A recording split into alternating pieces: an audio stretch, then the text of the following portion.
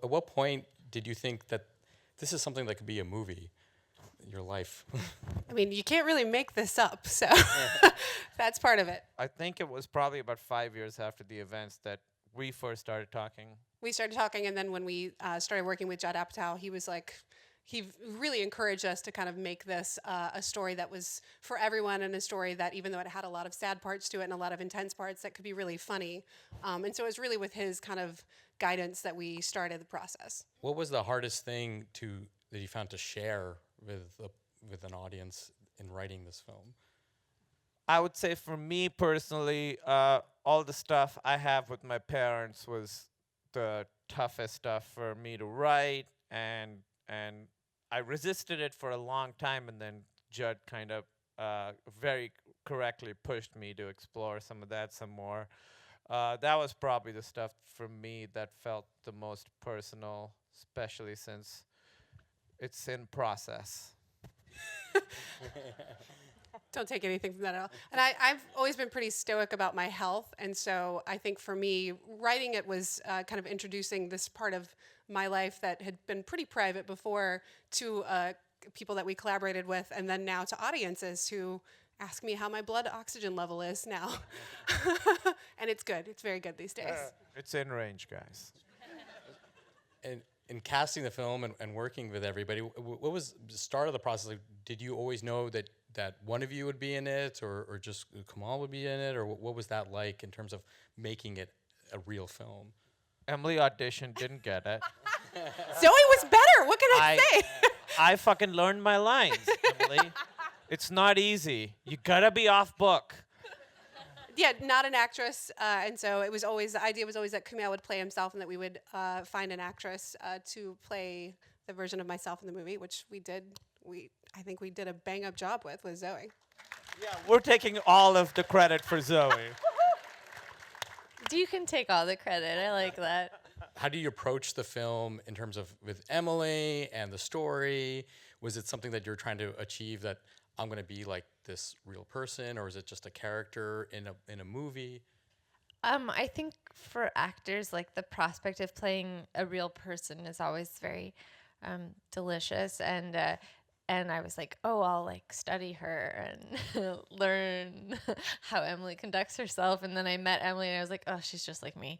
I was like, well, okay, I guess I'll just be myself.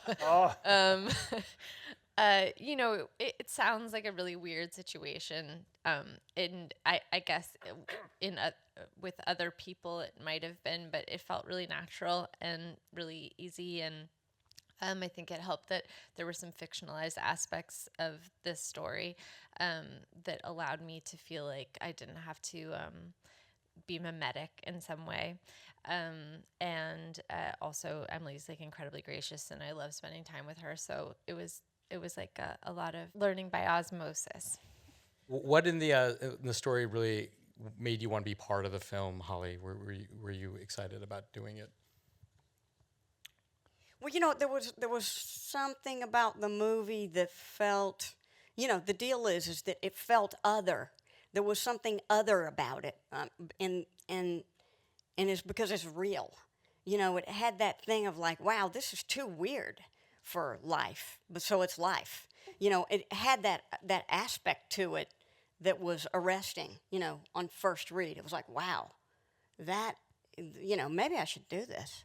This is not a political film, and I'm curious. But now, in the process of making the film, the world we live in, it coming out, like what do you have any thoughts for all of you about a film like this and its story and where it falls in this country and the world right now? Well, Ray? I will. Well, I always say. Ray? Well, I like to quote Bono, if I may. No, there's a backstory here. Bono saw the movie and was blown away by it. This is a true story, because his song is in the trailer, and well, you don't need to know why, but he saw the movie. Bono is a rock star. He's in Yes. the band U2. Yes. Not Sonny Bono. That's Bono, right? Yeah, okay. But he described it as a serious film disguised as a rom-com. And I think it is that, but it's not purposely that. I think that's the beauty of the film is it's about something else, and yet that's there underneath. It's there, which is good because it also shows you how love and relationships transcends all that bullshit. Sorry, really? All right, whatever. We're here, right? Yeah, we're all adults. We're adults. You're fine. You're going to say the last line, right, of your play. Right? But yeah, so that's what I love about it is that there is, if you want to say there's a message there, I think there is, but I think it's done in the most unique way that even kind of accentuates the message even more. Yeah. I think this movie takes makes the radical political stance that Muslims are normal people. You know, I saw. We have dinner. Yeah, they have dinner. Actually, this was very, very exciting. Should I tell today? The English language newspaper in Pakistan, that's like it's called Dawn. It's the biggest English language newspaper. They like reviewed the movie today, and it got me like really emotional. And they reading loved it, by the way. They loved the movie. Yeah, they gave it 2.5 stars, but no, they really, really loved it, and they talked a lot about how it sort of normalizes Muslims, and it's crazy that that's something that needs to be done. But as Ray was saying, it's sort of a happy side effect. We weren't trying to make a statement. We were just trying to tell our tell a little story story. with all these wonderful people.